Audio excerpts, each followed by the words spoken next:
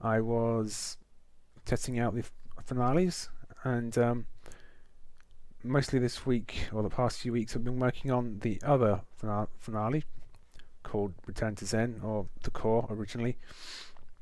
The problem with it was that the zombies were not spawning after the tank turned up, and my idea was to get to grips with the vScript system and implement it in the hope that it would actually make things better and stop the error, because the finale just wouldn't complete at all, which is no good. So I started to do the reading on how to use it, and I've come up with my first script, which you should be able to see now. The name, you might notice, is exactly the same as the map name. That is actually hard coded into the system.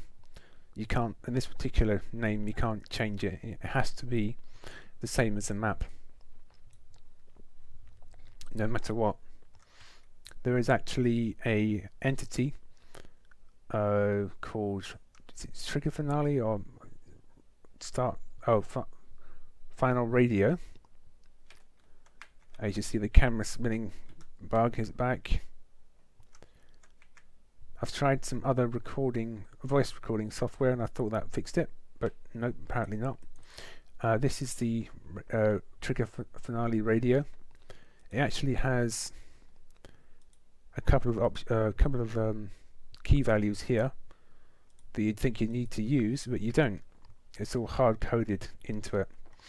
And what the script system allows you to do is to take complete control of the finales.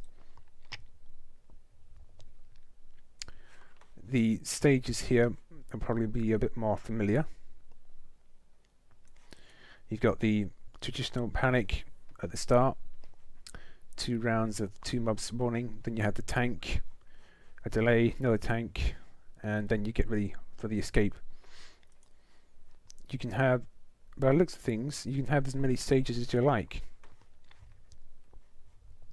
You can have as many panic waves as you like, or tanks, or anything at all. And also, as you can see here, you've got options to change the number of specials and the type of specials that come in.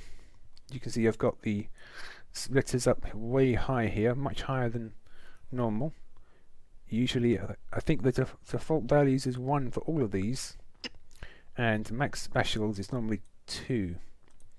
So you've got 5 here with 2 available pinning specially infected.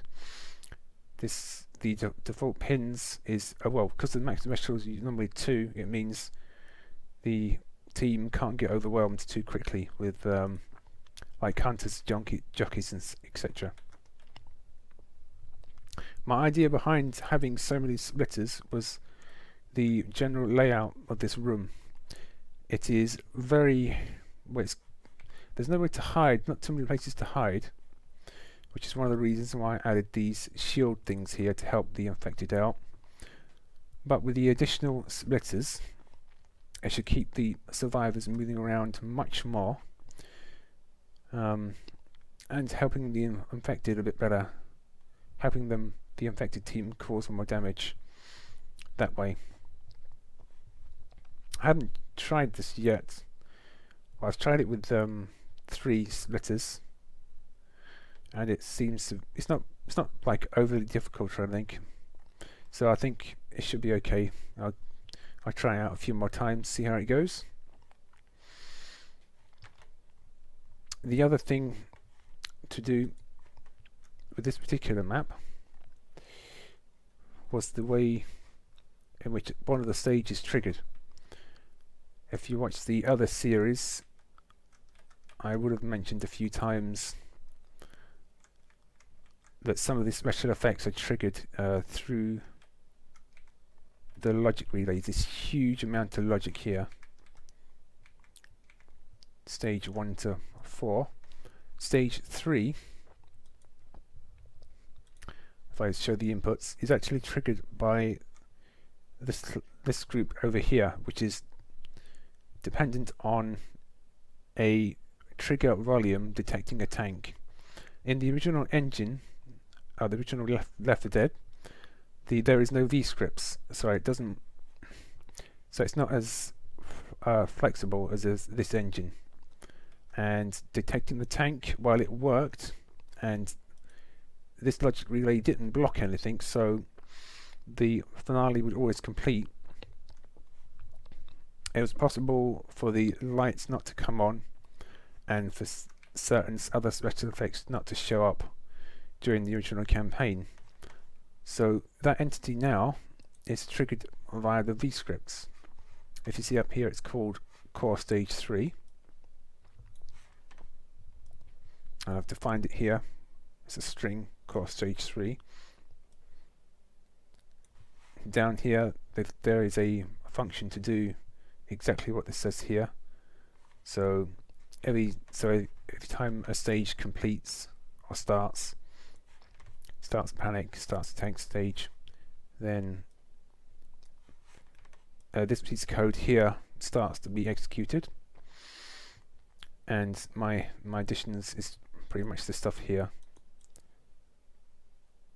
So I tell, just like this is our I/O system, so the input from here is replaced by the VScript input here.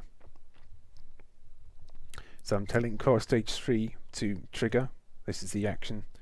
No arguments in here because it doesn't need any. It just triggers, and it will do all this junk here. It will turn on the beams and put on a light show and blow stuff up, which looks quite nice, and it works out much neater, much more reliable with the VScript system.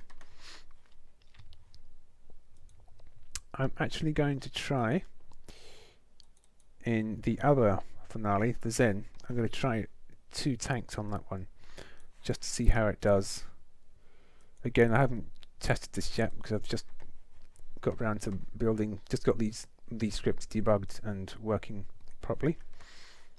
So to get 2 tanks, as you can see, it's very simple. The max specials must be greater than 2, obviously, and tank limits up to 2, and here's the tank stage, stage 1. You get 2 tanks. Also, there's another command here which is quite useful. It stops the escape tanks from spawning. That will come in useful for Zen and in this stage as well, because again this room's quite tight, and I think because although you're just jumping into the core almost instantly, I'll see how that goes. I might change it, I might not. So while researching the VScripts, I had some more ideas about the way the zombies get teleported into the core room. They actually, because of the way finales work, the director will usually spawn zombies quite far away. And since now I've been extending this all the way up to the upstairs in order to try and get it to work properly, I thought, well, I could probably take complete control of the director, or semi-control of the director, through the VScripts, and I can actually have my zombies spawn all at once through all of these teleporters at the same time. I can have them large numbers. I can do all kinds of things because the script system is extremely powerful. You could actually write a complete separate game in the Left 4 Dead 2 engine. It's so powerful. But for now, I think I'll just stick to spawning zombies, and that would be good too. Again, stopping the survivors from camping in a corner too often. I might try that. I'll see how the splitters work first before I do that. There hasn't been much else changed. I've just been messing around with the populations. That works quite nicely with the cedar suited people turning up in here, and with because they got their bile jars, it gives the survivors continuous throwables inside here, which is very nice. Been a few minor tweaks and changes here and there. So that's it. Goodbye for now.